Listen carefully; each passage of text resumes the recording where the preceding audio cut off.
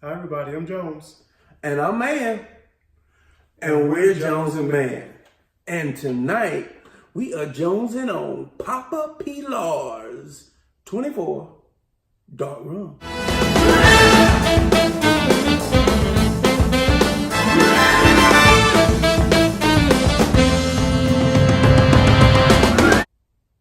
All right, here it is. We haven't had a rum. I think the last rum we did might have been that African rum, that Star. Yeah, that Star. Yeah, so it's been a while since we had a rum. Summer's almost over. I feel like that we at least should get one more good one in there. This Papa Pilar's, this is it doesn't look like it, but it's a fifth. Yeah. Cool bottle. The story behind the bottle. Did you know anything? Did you see any story about? This is my. See, I got a little Jones in me. This is inspired by Ernest Hemingway. Okay. And because of his love and his sense of adventure, this was modeled after a World War II flask. Not canteen. I think flask, but canteen. Down to the shape.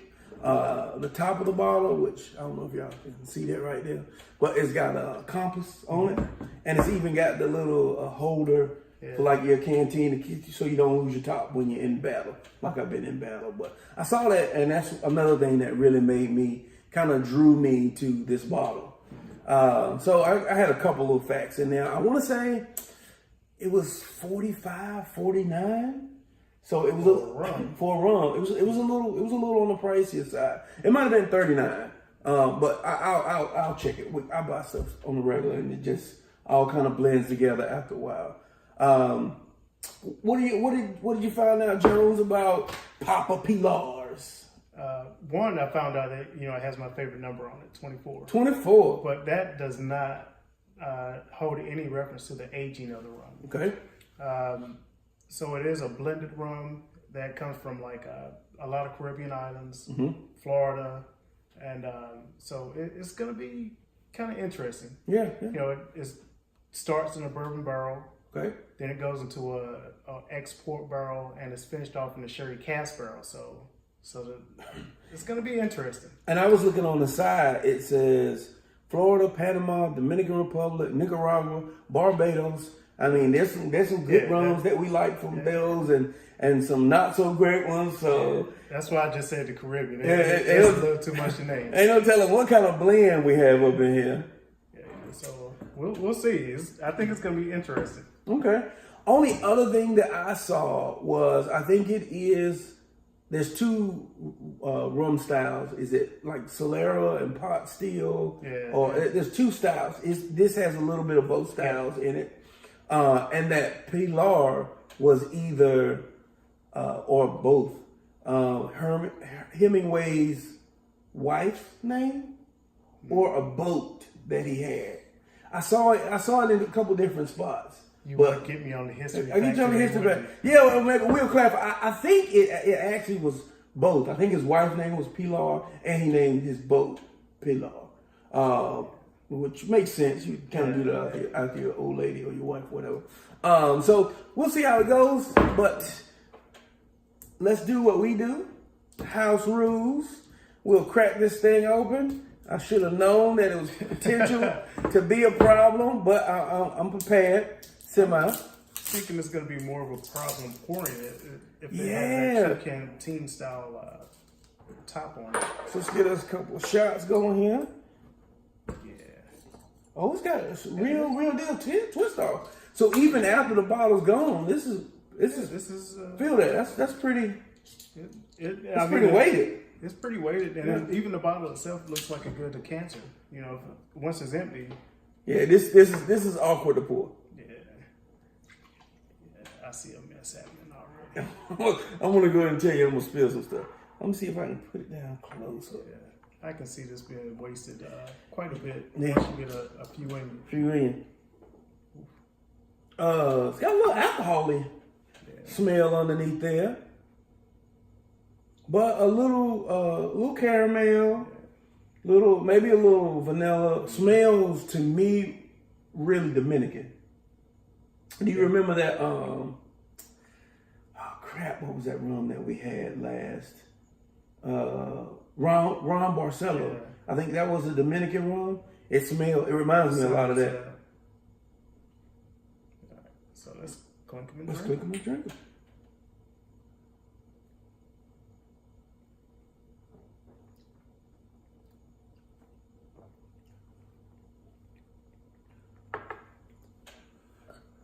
Ooh.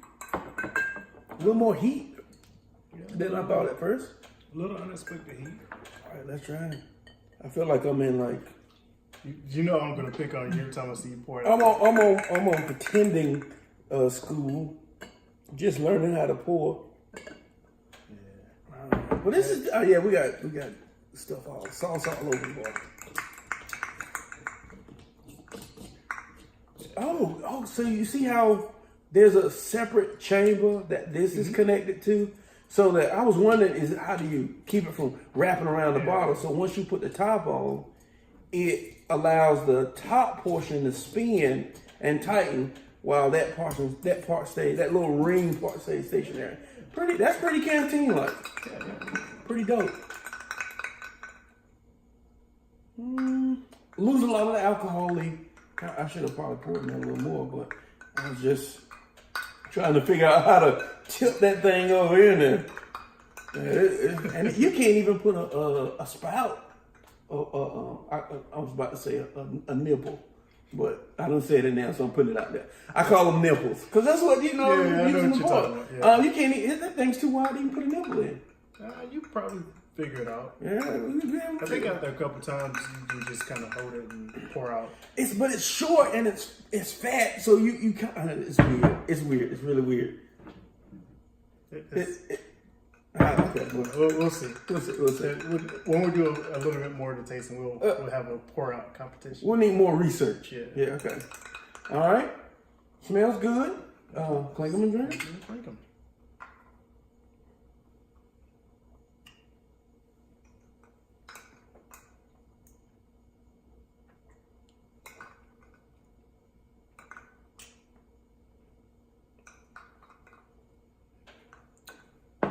I'll let you go ahead.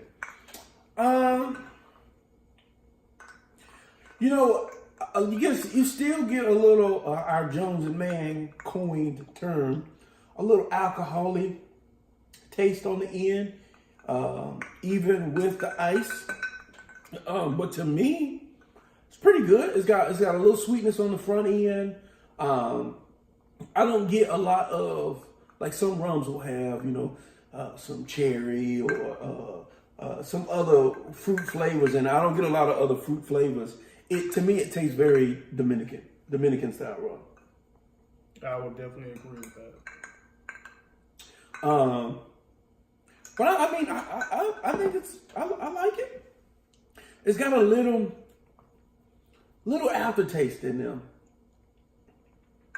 That's the part that if anything kind of draws me out. That's the part I don't like. Like I can't describe it. It's not a bitter per se, but it's got a little kind of aftertaste underneath there. What about what do you pick up? So would you call this a favorite or a flop?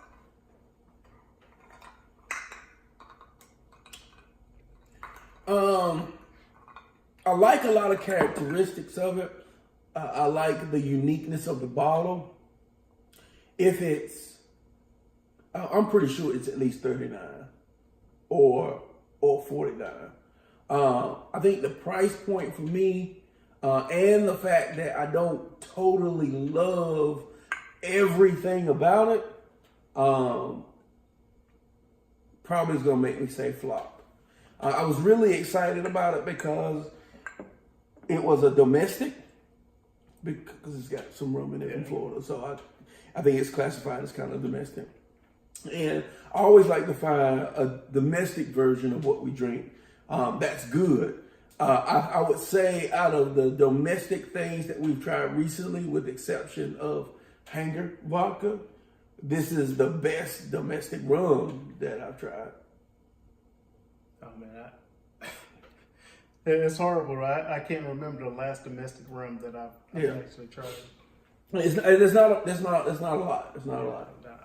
A lot of like a little side, like Durham has a couple. And that's. I've been excited about trying to try some of those, but I haven't had a chance yet. I think I had it at a bar, and I don't believe I liked it. I'd go back though, so we can schedule some time to go down there and take a look. So, but what do you think? What do you think? So for you, it was a flop, but you think it has some interesting characteristics? It got some interesting characteristics. I think it has some potential. I'm gonna let it sit some more, and I'm gonna try and sip it again. Right, that second sip, I got a little aftertaste, a little bitters, kind of like like the color candy, like not like black jelly bean, but like a grape jelly bean. Not grape flavors. Almost a licorice taste. Licorice kind of artificial kind of. Yeah. I got a little bit of that on the end, which the first taste I didn't get, the second time I did. So I'm gonna let it sit and see if it changes. It didn't have enough characteristics for me to like it. Okay. The things that I do like about it, I love the bottle. Mm-hmm. I love the whole premise of the rum itself. The blends, not too impressed by it. And at a higher end price for a rum, you're talking about above $30. Yeah, I'm pretty sure it was above 30. Yeah. Even if it was 39. Yeah, above $30, you can get much better rum at a guaranteed half the price. But the bottle's really cool. Yeah. But you know what I always say about the pretty bottles? Pretty bottle, crappy inside. It's not necessarily crappy, but everything I get from it says I have to mix this. And I love I love drinking everything either straight or on the rocks, simply to see what kind of characteristics the distiller had in mind. Yeah.